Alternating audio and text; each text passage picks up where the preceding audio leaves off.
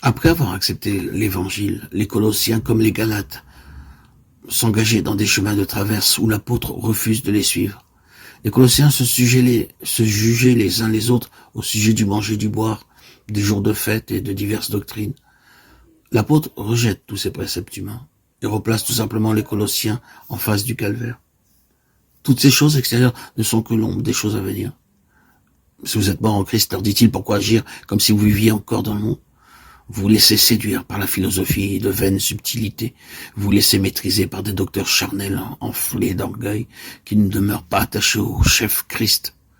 Or, Christ est la tête de l'Église, qui est son corps. Ce corps reçoit la vie de son chef, tire sur l'accroissement du Christ. Il y a donc à l'œuvre en vous rien de moins que la vie de Christ. Si vous êtes mort avec Christ, si Christ est votre vie, pourquoi vous remettre sous la tutelle des hommes, vous soumettre à des commandements humains touchant les choses extérieures et éphémères?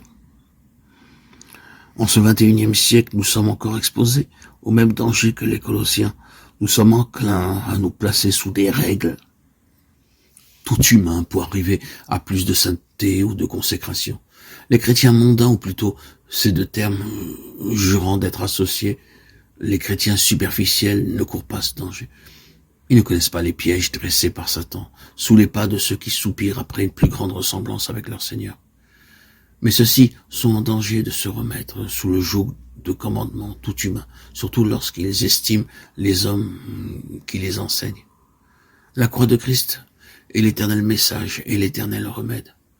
De tout notre cœur, choisissons d'être crucifiés avec Christ, et nous ne tarderons pas à expérimenter que le monde est crucifié pour nous, qu'il a perdu sa puissance d'attraction. Même le monde religieux n'influencera plus notre communion avec le Seigneur. Tout ce qui est dans le monde, la convoitise ou les désirs de la chair, la convoitise des yeux, l'orgueil de la vie, tout ce qui n'est pas du Père, mais du monde, 1 Jean 2,16 sera crucifié, et nous serons victorieux parce que celui qui est en nous est plus grand, plus puissant que celui qui est dans le monde, 1 Jean 4,4.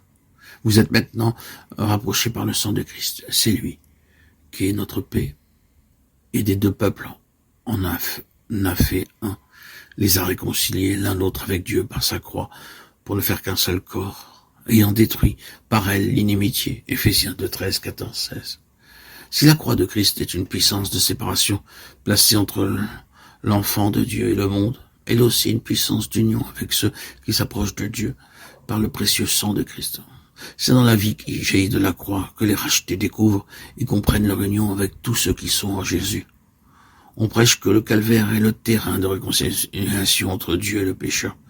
On devrait proclamer aussi que c'est le seul terrain de parfaite union entre les hommes, entre ceux qui vraiment vivent avec Christ.